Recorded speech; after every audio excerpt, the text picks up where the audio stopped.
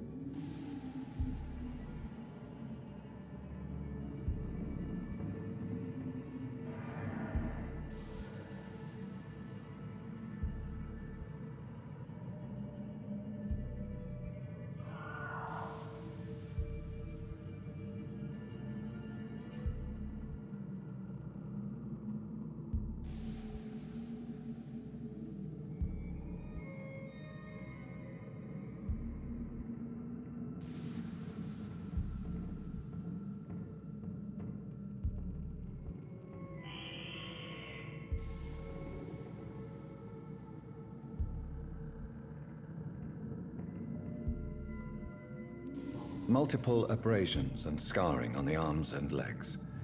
Old and distinctive injuries of a sailor or a fisherman. A puncture over the left lung, possibly a chest tube insertion. Not the cleanest work, but I think it was successful. Signs of internal bleeding. So, Dr. Tippett's anesthetics were incorrectly dosed, causing the patient's death. And then he tried to operate on him again. Tippett has made an egregious error. It's time we talked.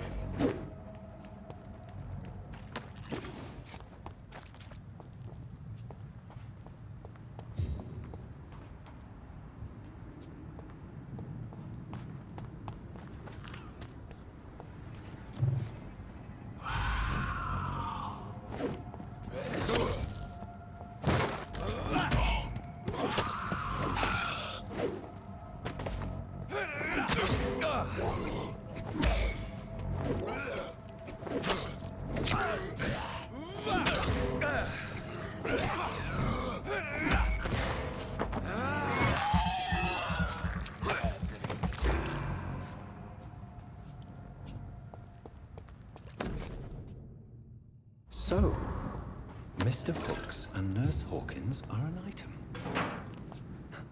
Those two have hidden their affections well.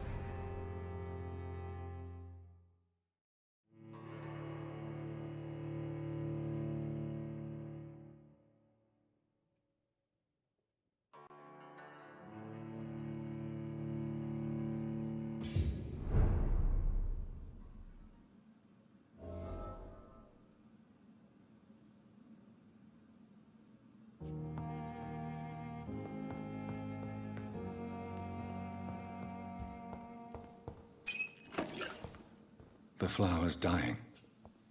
It needs water.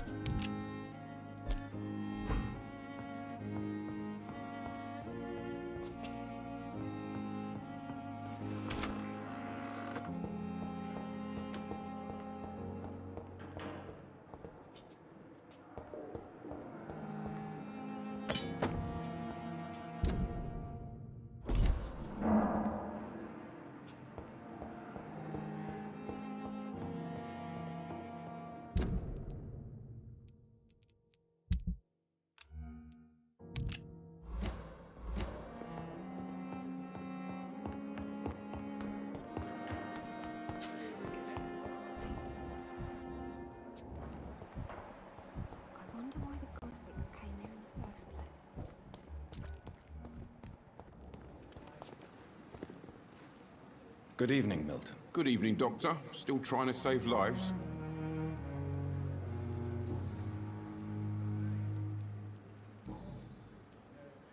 I have some good news, Milton. What? The epidemic's over? I retrieved your wallet, with all the money and a certain picture. Well, yeah, Pippa Hawkins is my girl. So what? Is it the difference of skin color that bothers you? Not at all, Milton. Good. Please, take this money anyway.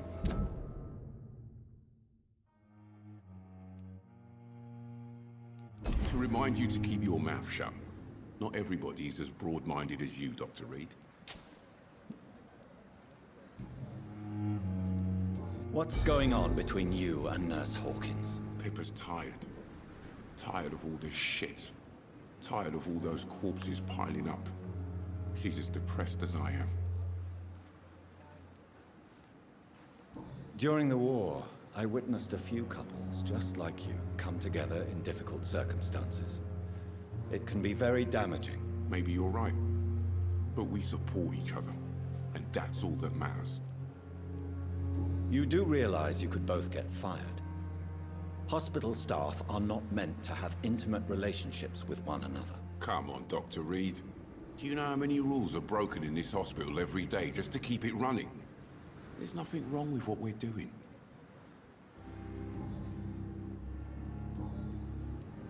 I'd like to see your goods. Wise choice, Dr. Reed. A reliable gun is what everybody needs these days.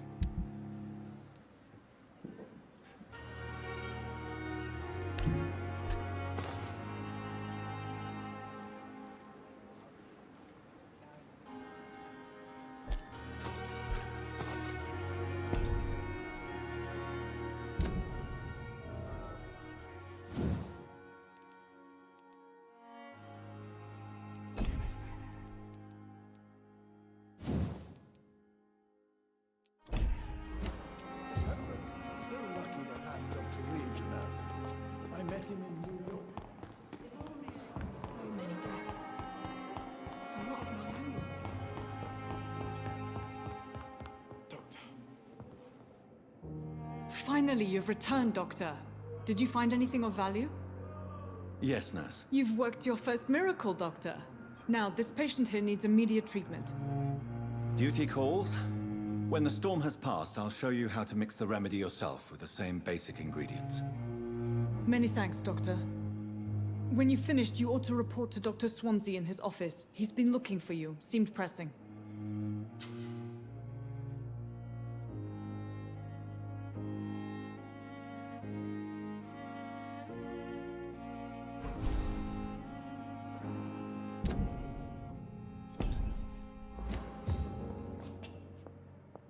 I will not let you down, my boy.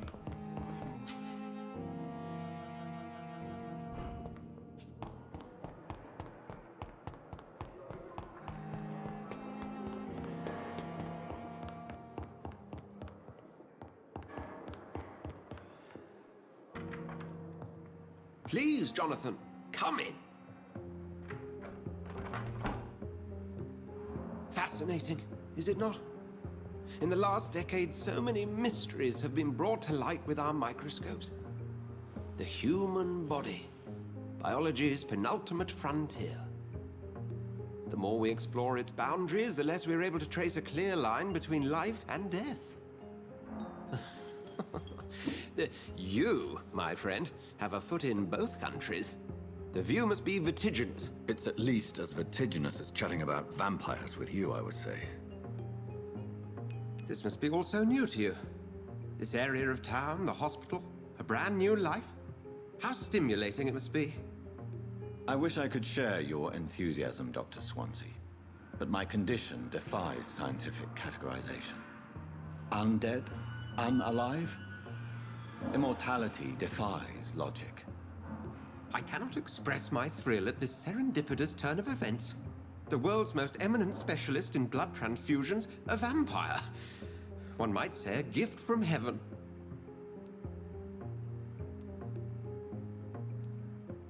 There is an absurd poetry to my situation. Physician, heal thyself. Forgive me. I've been an admirer of your work for a long time, and Now you are so much more than a brilliant physician. And please, call me Edgar. There is no need to apologize, Edgar. You offered me sanctuary when I had none. Very well. I have a task for you, Jonathan. Something that will require all your newfound skills. Please, go on. The Pembroke only survives through the generosity of our benefactors. Unfortunately, our main donor has found herself in a bit of a bind. Now, if you could help her out... A spokesman or politician is what you need. That's not my calling. And until I come to understand what has happened to me, I require discretion.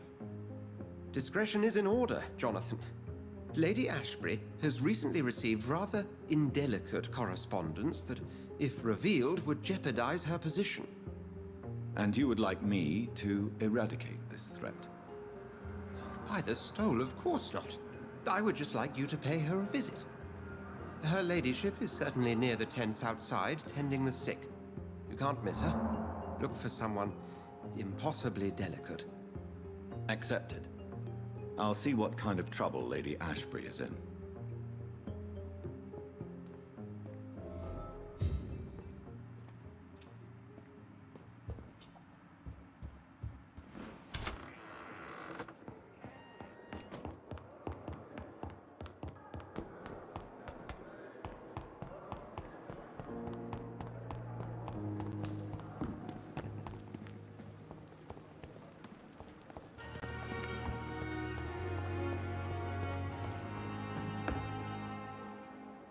The flu took my dear wife, Emily. I take comfort knowing we'll soon be together again. Mr. Rainfield, that's no way to talk. You're in good hands here, and we'll be up again soon enough.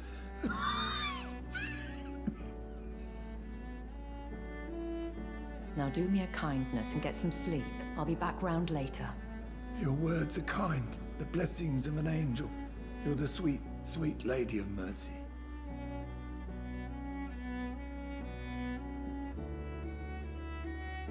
Good evening, Dr. Reed.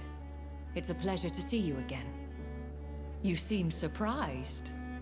Dr. Swansea has brought me up to speed concerning your recent appointment to Pembroke Hospital.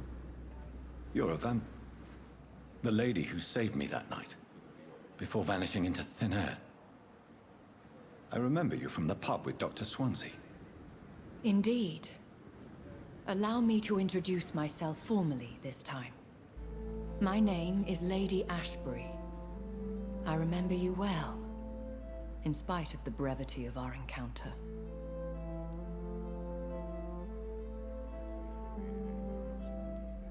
Apologies. You've taken me by surprise. I'm very happy to see you. The pleasure is mine, Doctor. I hope you're more disposed to answer my questions now. You must have countless questions, but our rather urgent matter first. Swansea has explained. My cover, if you prefer, has been compromised.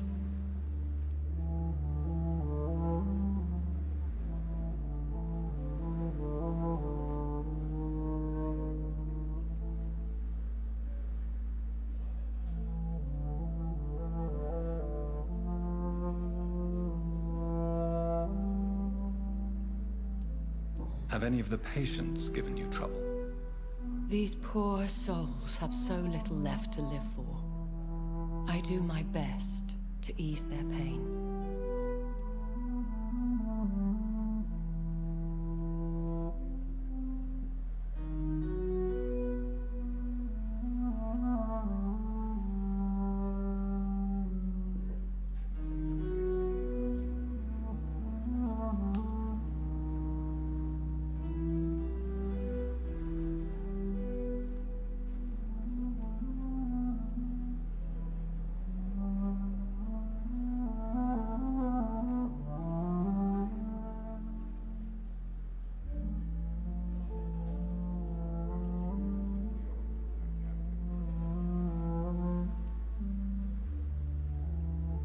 The world would be a better place if it were cared for by women like you. You make me blush. I am simply a necessary evil. Pardon my boldness, Your Ladyship, but I have questions concerning this condition we share. As a newborn, your hunger for answers is rivaled only by your thirst for blood. But the questions need wait. I'm a scientist. My trade is in the deciphering of mysteries, and I need information to feed my mind. I will gladly answer every question you have, but first, prove yourself capable of resolving my predicament without eating the culprit.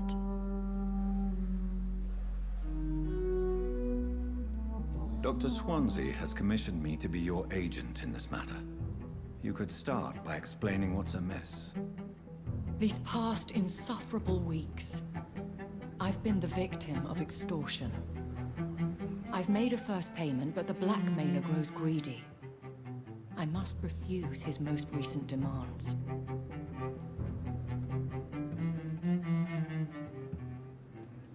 Who would be so foolish as to threaten you? A kindred spirit. Even if it were the case, and I highly doubt it, a vampire would have asked for something more valuable than money.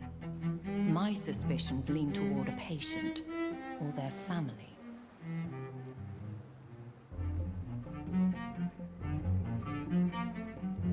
What are your expectations? Please be precise. As the newly appointed surgeon of this hospital, you are in an excellent position to ask innocent questions and deftly learn the identity of my blackmailer. If we're dealing with an ordinary criminal, surely you've the means to deal with it yourself, if I may. As immortal tradition doth dictate, all fangs and hypnotic eyes ablaze, the blood would run like a river. That's what I hope to avoid. Violence has a tendency to spiral out of control.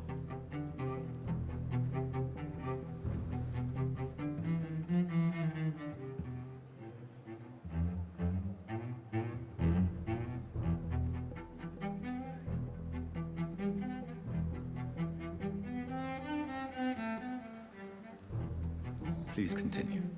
Every detail is essential. I'm your man. My embarrassment in this matter is eclipsed only by my shame at having put the hospital at risk. The threat from our anonymous scoundrel is clear. A list of dates. My visits coinciding with the dates of suspicious patient deaths due to massive blood loss. I'll take care of it. Do you know where I should start? If that was the case, I'd settle the matter myself. You could talk to our local gossip, Harriet Jones. Not a pin drops here without her hearing about it. I'll meet that woman now. My life, as others know, is in your hands, Dr. Reed. I'm sure of your discretion, but I do fear your powers of persuasion will be put to the test. When this is resolved, I'll be your obligé. I'll answer all questions in regards of your condition.